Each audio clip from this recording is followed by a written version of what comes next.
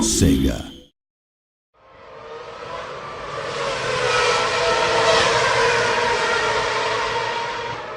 Just like in a top-tier race series, your car is in a constant state of evolution.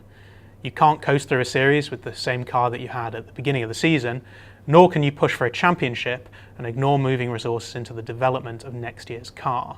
It's down to you to master the technology to put your team in the best possible position to win.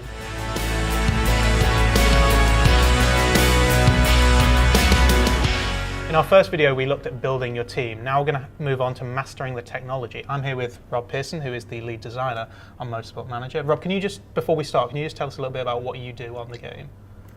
So as the lead designer, I'm kind of responsible for all of the gameplay, all of the choices that the player has to make, and kind of tuning things and tweaking things so that all of the races are fun and exciting and they go down to the last lap. Great. So in the first video, we talked a little bit about the drivers, the staff, and we finished on the headquarters, and we'll go back to that in a sec.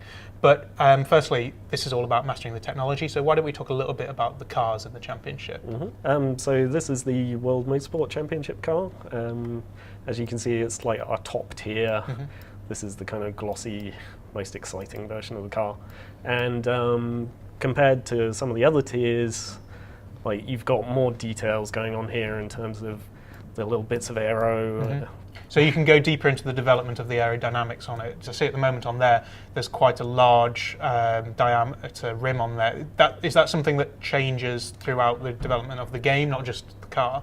Yeah, so that's actually tied to our politics system. Okay. And the rules of the championship you're in will change from year to year.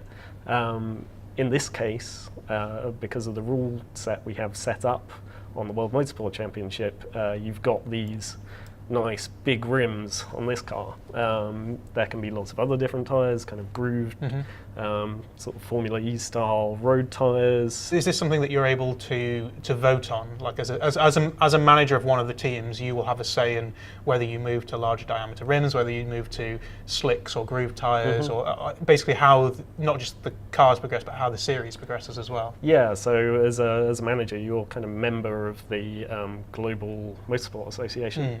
And yeah, you get to vote on all of this stuff. But is that just limited to the car, or does that also mean, say, for example, certain rule changes like tracks as well? Does anything change on tracks, or does it change in how the series is run? So it's not just to do with the cars. I mean, we're looking at the car now, but you can change track layouts in some championships. You can even vote in totally new tracks. You could remove tracks. So let's say your team's struggles, particularly around Cape Town, because it's quite a tight sort of circuit. Right. Maybe you want to get rid of it, and you can vote on that just the same way the rest of the team principals or the managers do, and whichever whoever wins the vote, that's going to change the way the championship plays out next season. So that comes down to mastering the technology as well, because you're not just making sure that you get the best car possible, but you're trying to make sure that the tracks that you run at are not just the best tracks, but the best orientations of tracks as well to suit your car. Yeah, and that can come down to changing the layout of certain tracks. So if you want to make sure there's an extra chicane in a certain track that's going to benefit you, then yeah, you can really push for that. So each track in the game will have multiple layouts, and as you progress through the game, you can vote on which layout that they're going to race on. Yeah, so some tracks are specific to one layout just because they're kind of more traditional old school tracks, right. But some have lots of different configurations. I think we Okay. have Dubai has 5 different layouts. Right. And we're not limited to like street circuits. There's more traditional old circuits, and there's also ovals as well, isn't there? Yeah, there's an oval. You can, if you manage it, you can vote that in, and it's really interesting to see the cars going around an oval. I mean, the lap times are insanely tiny. You're doing a hell of a lot more laps, and it's a totally different challenge for the cars. Sure. Throws up some slightly different results. Sure. So going back to where we left off with the audience, shall we just skip through to the headquarters? Okay.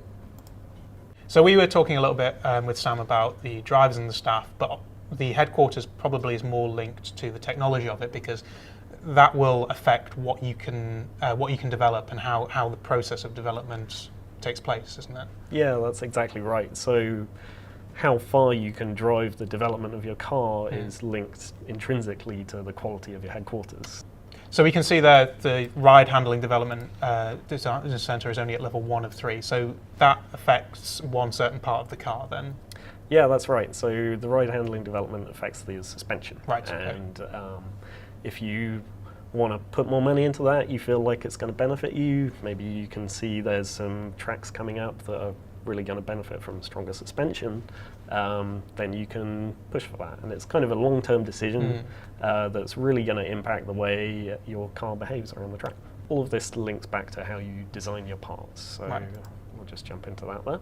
Okay, so if we're looking at the overall screen at the moment and sort of developing parts, where we can see at the moment for our next race, which is in Belgium, we can see the rear wing and the engine are the most crucial things to develop on there. So are those the areas that a player would focus on before the next race, or are we looking 2 or 3 races ahead? Well, that really depends on the player's strategy. I mean, they can, up here, they can have a look ahead to the next few tracks. Looks like top speed's looking pretty good.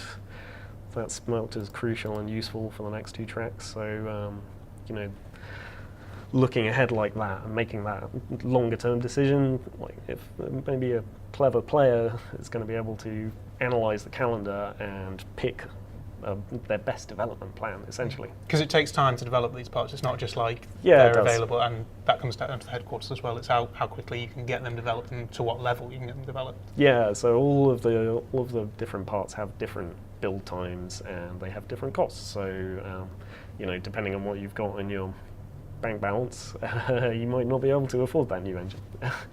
So you can see here that the engine is actually not going to make it in time. Right, for the okay, next so race. even though that's technically crucial for the next race, it's not going to be built in time. So our focus should be on something that can be built in time. So before each race, you will need to look at this screen and make sure that all the parts on the car are in the best shape they can be, and make sure that if you've developed new parts or whether you've just developed replacement parts, they're on the car at the same time. Shall we go through the process of sort of changing some of the parts over or upgrading parts? Yeah, so as you were saying, you know, your parts have different ratings, so they have their own personal stat, whether it's low speed corners or top speed or acceleration, and they have reliability. So let's say you're going to the race, you might want to weed out any parts with super low reliability. Right. And here we can see we've just made a couple of much better parts here. So these are parts that have just been developed within our HQ? Yep, yeah. So we've just created a new rear wing and a new gearbox. And you can see they've got much better performance rating than those ones you start the season on. However, they've got some dodgy reliability. Because they are technically prototype parts, so if you push the boundaries, you're not necessarily going to get the reliability straight away. Yeah, so they're brand new. If you're going pure performance, then you're going to expect to have to do some work in the factory because they're not tried and tested yet. Back up. Right. Yeah. But let's put them on anyway because they're so much better. I mean. Okay. So on the right hand side, you can choose whether that goes on Harry's car or Nina's car. Yeah, so the left hand button puts it on driver 1's car and the right hand button puts it on driver 2 cars. And if you have multiple of those parts developed, presumably you can put them on both, can you? So no, they all appear as like one individual entry. So right, okay. Yeah, so you'll, like, it's one of the really interesting things about the system. You only create one part at a time. Okay, so sometimes you have to prioritize one driver over the other. Yeah, so you're often forced into a corner.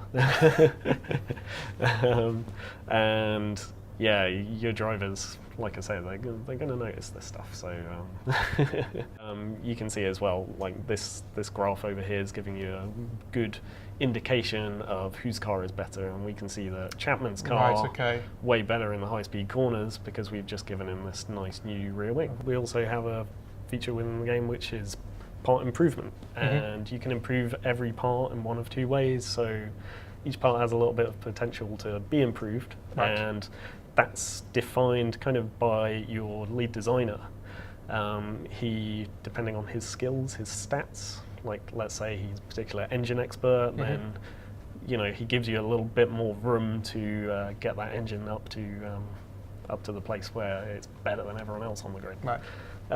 You can also improve the reliability, so like you were saying, often when you make a new part, the reliability is not going to be that great.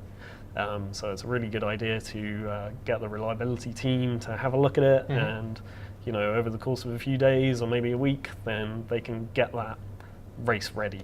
Right, Which gives you, definitely gives you a few less headaches in the race.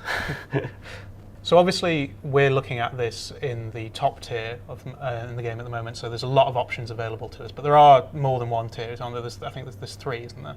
Yeah, that's right, and there's a big difference between the different tiers. So as we were talking earlier about the different rule sets, like, some of them have really different rules, like the amount of points that are dished out, and even the parts you can develop for each of the parts. And in this championship that we're looking at here, the engines are specs, so you won't be able to develop them. So straight away, we can see that it's it's a lower spec car than in the top tier. Yeah, all of these championships are going to play out slightly differently. The bottom tier, you're not developing any of the aero, because that's probably a little bit beyond like the quite limited budgets. So that'll be pretty much a spec series. Yeah, that'll be a lot closer to a spec series. I mean, we still allow some development because it's a fun part of the game, and it really allows you as the player to improve your car and make a lot of strides away from the track as well as on it. But these lower series are important because they're sort of the proving grounds, aren't they? And that's the same for drivers as well. So if you're looking for new drivers or mechanics or designers, some of them are coming from the lower spec teams and they're looking to get into the top tier as well. Now, there's only so much you can do. You can make sure you've got the right team in place, the right drivers, the right designers, the right mechanics. You've developed your car as much as you can. You've fitted all the right parts. You've set it up as much as you can. But when it comes down to it, when it actually comes to the race, there's the split-second decisions that will decide whether you win or lose. And that'll be the focus of our next video, where we'll be joined by Chief Technical Officer Christian West, where we'll be talking through the dilemmas that you'll face on the pit wall that decide whether you win or lose the race. Make sure you like and subscribe below, and we'll see you next time.